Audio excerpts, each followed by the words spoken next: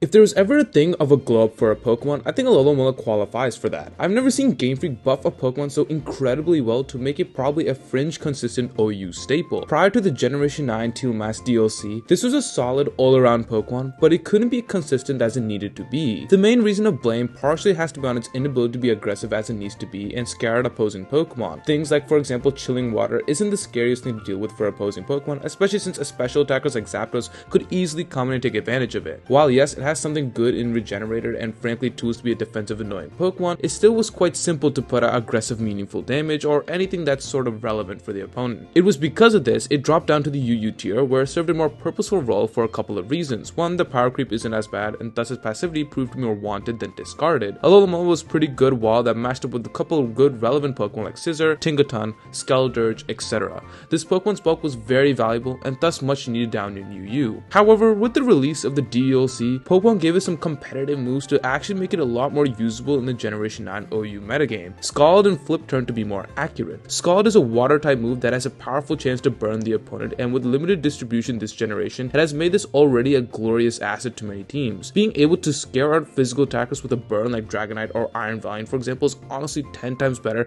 than lowering an attack stage with Chilling Water. Burn helps cut down the attack stat permanently for the physical attacker while it still has it on, where Chilling Water where you could replace it every time you switch in or out, and it's actually something those attackers can never predict for with the burns, and thus it's difficult to scheme and play around when suddenly the burn pops up. It can really shift the momentum for your side and really bind the opponent when need be. Scald also provides a decent amount of damage every time, so it's not like the opponent can just avoid it easily, although I do admit it's still coming from Alomomola and it's horrible offenses, so take that what you will. Still though, Scald is way better than what Chilling Water was ever going to offer. But what I think has really helped it is the wonderful addition of Flip Turn. Flip Turn is essentially a water type U-turn, but this is incredible for two specific reasons on this Pokemon. Flip Turn, just like U-turn, offers for dynamic gameplay and helping keep offensive pressure on the field for your side. Ordinarily, when you switch out to another Pokemon, you have to waste a turn for it. Furthermore, by manually switching, your opponent can have a free setup or a free damage off to your side. Previously speaking, that was also another thing Alomomola struggled with as they wanted to do wish gimmicks, but those were easily predictable. And actually speaking of which,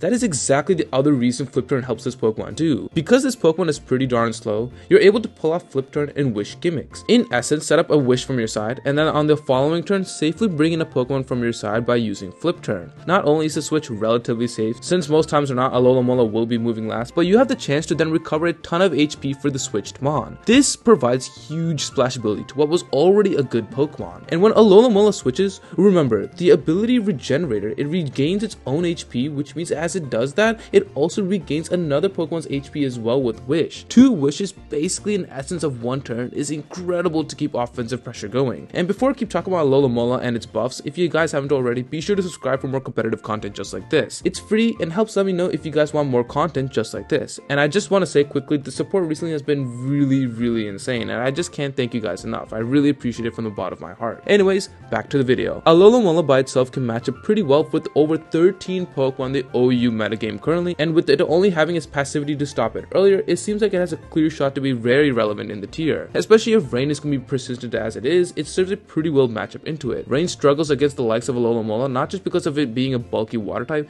but its ability to stall out Rain effectively with Protect and Wish, and not to mention Scald being able to fish for burns. Something that isn't so favorable for many of those Pokemon, and not just for Rain Pokemon, but many physical attackers in the tier. Despite all the positive this Pokemon has, there are some relatively high negatives that should be discussed as well. It still has common threats to face in Water Absorb Ogerpon right now, as with the Flame Mask banned, this Pokemon has seen incredibly high usage in its water form. Offensively and defensively, that Pokemon has been a clear-cut menace on both sides. That grass type coverage is a pain to take, not to mention Ogerpon can make it pretty much non-existent as it absorbs its water type moves, and hit it back with a grass type move like Horn Leech, or predict the switch into another Pokemon and go for Leech Seed instead. There are also other miscellaneous Pokemon like Glasgow who could Toxic it, or Garganacl Salt Cure, etc., who always seem poised to always rain on Alomomola's time in the sun. Nevertheless though, while its counters do hurt it, Alomomola offers a bit more on the plus side in the OU metagame than it previously did, which outweighs the more than huge negatives that it has currently in my opinion. Scald is a huge boost in utility, and Flip Turn really helps semi-bulky offensive teams to keep the momentum going. I honestly think as of right now it's much better than Toxapex, only because Toxapex can really struggle with Gliscor, which is probably the most popular meta threat as of this moment, other than maybe Ogerpon. And Alomomola's Wish and Flip Turn combo is something to talk Toxapex also doesn't have, which also makes the thing more wanted in my opinion over Toxapex. It will probably benefit from a couple more bans, namely Ogre Pond Waterfoam, to really put it in a higher tier, but nevertheless,